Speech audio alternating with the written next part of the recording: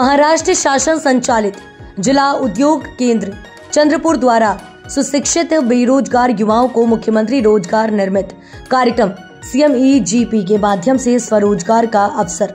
इस कार्यक्रम के तहत राज्य में युवाओं की रचनात्मकता को बढ़ावा और स्वयं रोजगार के लिए अनुकूल वातावरण दिया गया। इसका लाभ लेने आप महाराष्ट्र के निवासी और 18 से 45 वर्ष की आयु के होना चाहिए। अधिक जानकारी के लिए संपर्क करें जिला उद्योग केंद्र चंद्रपुर।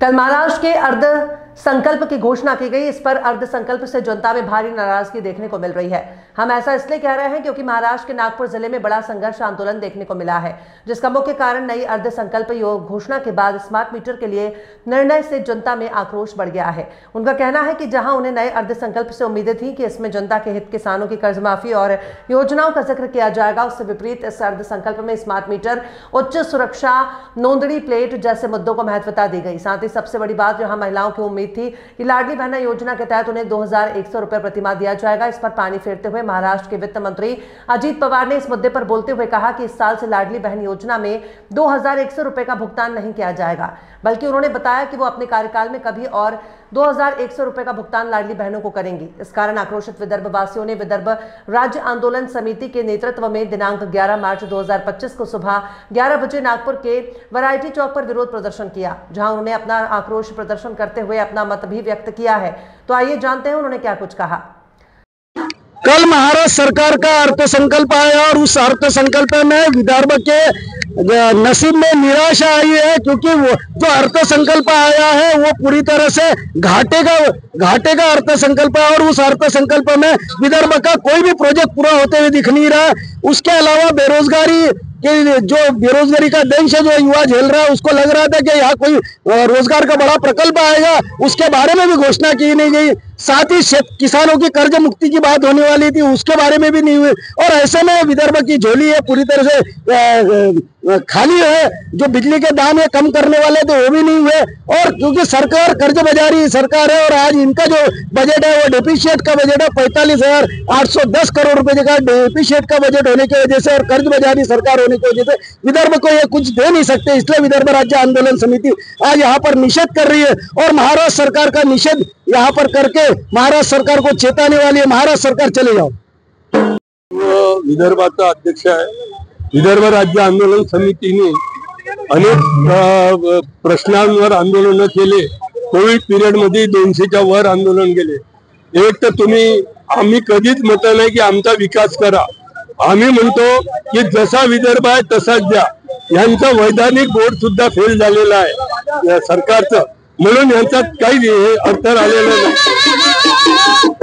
लाडक्या बहिणीच्याही याच्यात घ्या, लाडकी बहीण योजना सुरू करतात, 500 रुपयाचा सरकारी स्टॅम्प 500 रुपयांनी वाढवला। म्हणजे पहिले 100 रुपयाचे काम होत होतं, ते आता 500 रुपयाचं। महागाई वाढून राहिलेली आहे, महागाईकडे कोणी लक्ष देत नाही आणि विदर्भासाठी यांनी काहीच बजेट केलं नाही।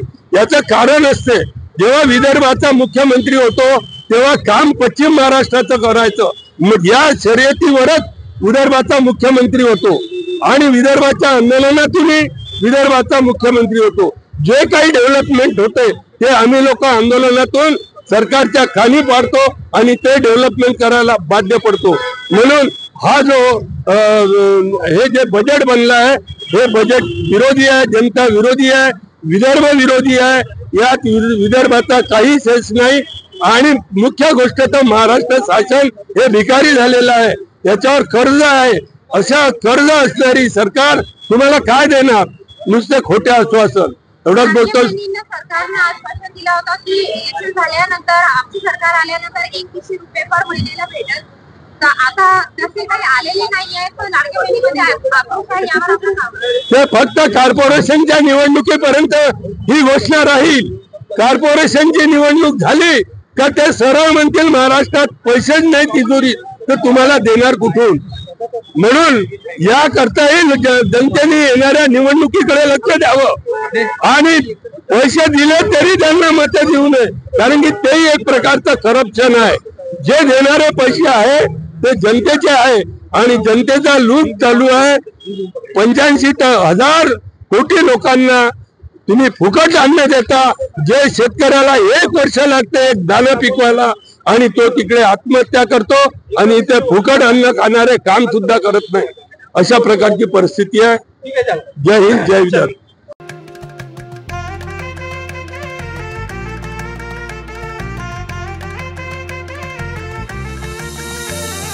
माना पानाचा नात्या गोत्याचा पसारा लई बाई वाढला.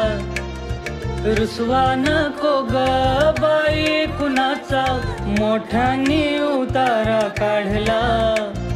लगीन घाई सुचून देई, खरेदीने पणा काढला.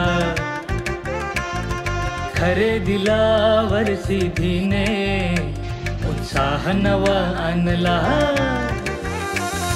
बांधला बसका बांधला, बांधला बसका बांधला, बांधला बसका बांधला, बांधला बसका बांधला.